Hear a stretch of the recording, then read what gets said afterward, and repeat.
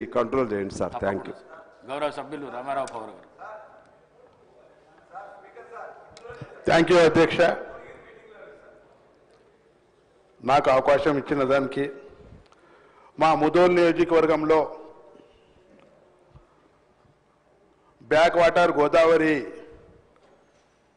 నీళ్లతోనే Barmeshwar lift irrigation ఏదైతే 2013లో sanction అయి పాత గవర్నమెంట్లో 2019లో కంప్లీట్ అయింది.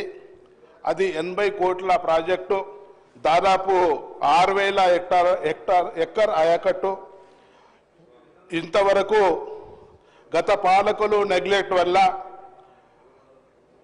ట్రాన్స్ఫార్మర్స్, ఎలక్ట్రికల్ పెనాల్, అదేవిధంగా ఎలక్ట్రికల్ పెనాల్ బోర్డ్స్ అన్నీ దొంగతనమై అక్కడ లిఫ్ట్ ఇరిగేషన్ ఇంతవరకు చాలు కాలేదు.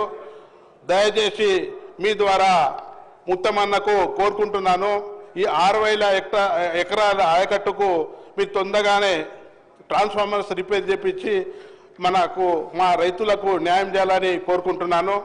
అదేవిధంగా మా దగ్గర గడ్డెనవాగు ప్రాజెక్ట్ ఏదైతే 14,000 ఎకరానికి ఆయకట్టు ఉంది. సీసీ లైన్స్ పూర్తిగా లేకుండా ఓన్లీ 5,000 ఎకరాలకే నీళ్లు పారుతుంది.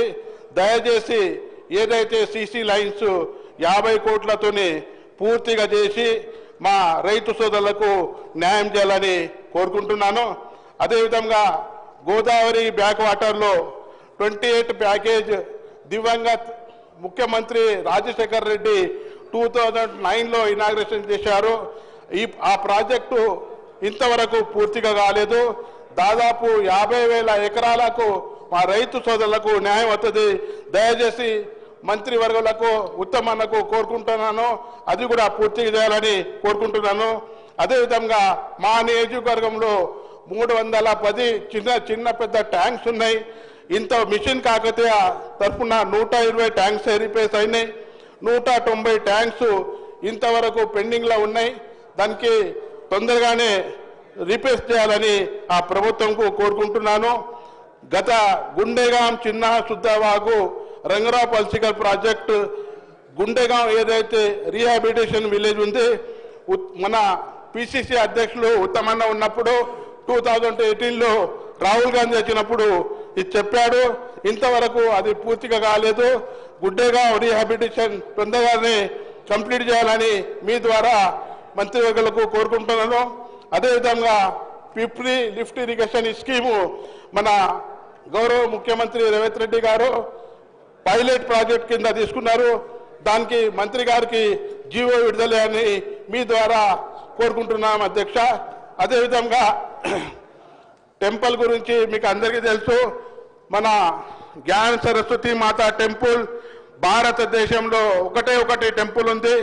ఆ టెంపుల్కు గత గవర్నమెంట్ 50 కోట్లు ఎస్డిఎఫ్ తరఫున నిధులు మంజూరు చేశారు. కానీ ఇంతవరకు 42 కోట్లు ఈ గవర్నమెంట్ వచ్చిన తర్వాత రిటర్న్ అయినాయి.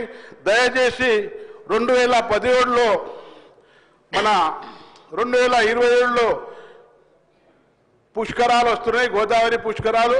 అంతకుముందు ఆ టెంపుల్ శీతలావస్థలో ఉంది, అది కూడా పూర్తి చేయాలని నేను ప్రభుత్వంకు మీ ద్వారా కోరుకుంటున్నాను. డోనర్స్ 5 కోట్లు ఇవ్వడానికి టెంపుల్ శీతలావస్థలో ఏదైతే గర్భగుడి ఉంది దానికి డోనర్స్ కూడా రెడీ ఉన్నారు. మన మంత్రివర్గులకు ముఖ్యమంత్రి గారికి మీ ద్వారా కోరుకుంటున్నాను, అది ఖచ్చితంగా డోనర్స్కు కూడా అలాట్మెంట్ చేయాలని కోరుకుంటున్నాను. అదేవిధంగా ఎడ్యుకేషన్ గురించి ఈరోజు మన గత ప్రభుత్వం 38 మెడికల్ కాలేజెస్ మన తెలంగాణలో వచ్చినాయని నిన్న చెప్పడం జరిగింది. కానీ మెడికల్ కాలేజ్ వచ్చిన తర్వాత కూడా బీఎస్సీ అగ్రికల్చర్ కాలేజ్ ఏదైతే ఉన్నాయి ఇంతవరకు 3-4 ఉన్నాయి. దయచేసి అగ్రికల్చర్ మినిస్టర్కు కోరుకుంటున్నాను, ప్రతి డిస్టిక్లో ఒక బీఎస్సీ అగ్రికల్చర్ ఇవ్వాలా. మా దగ్గర 60 ఎకరాల ల్యాండ్ రీసెర్చ్ సెంటర్ ఉంది. ఆ రీసెర్చ్ సెంటర్లో బీఎస్సీ అగ్రికల్చర్ ఓపెన్ చేస్తే అక్కడ ఇండస్ట్రీ లేవు. మా రైతు సోదరులు వ్యవసాయం పంట మీద ఆధారపడి ఉంటారు. దానికోసం ప్రభుత్వంకు మీ ద్వారా డిమాండ్ చేస్తున్నాము, మాకు బీఎస్సీ అగ్రికల్చర్ ఇవ్వాలని కోరుకుంటున్నాము. అదేవిధంగా హాస్పిటల్ గురించి మాకు అప్గ్రేడ్ చేయాలని 100 హాస్పిటల్ నుంచి 150 బెడ్స్ అప్గ్రేడ్ చేయాలని కోరుకుంటూ ఈ అవకాశం ఇచ్చిన అధ్యక్ష గారికి ధన్యవాదాలు తెలియజేస్తున్నాను. గౌరవ సభ్యులు మందుల సామ్యాల్ గారు.